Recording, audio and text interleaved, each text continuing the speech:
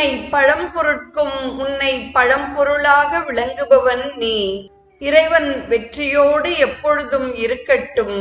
இந்த இறைவன் என்றென்றும் இருந்து மக்களுக்கு அனுக்கிரகம் செய்யட்டும், அருள் பாலிக்கட்டும். இந்த உலகிலேயே நிலை பெற்று இருப்பவர் இறைவன் ஒருவர்தான்.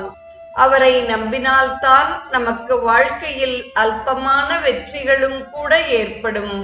அவர் என்றென்றும் வெற்றியோடு விளங்கட்டும்.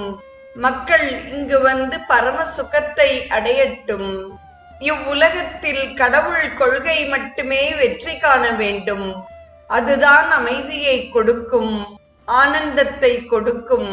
கடவுள் வெற்றியையோ தோல்வியையோ பொருட்படுத்துவதில்லை. இவ்வுலகத்தில் இறைவனே எல்லாவற்றையும் மிஞ்சி இருக்க வேண்டும். இறைவனை சார்ந்திருக்கும் வாழ்க்கைதான் என்றென்றும் நிலையானது, உயர்ந்தது. ஆகவே இறைவன் கொள்கை என்றென்றும் வெற்றி பெறட்டும் என்பது பகவத் பாதரின் கருத்தாக அமைகிறது. எவ்வளவு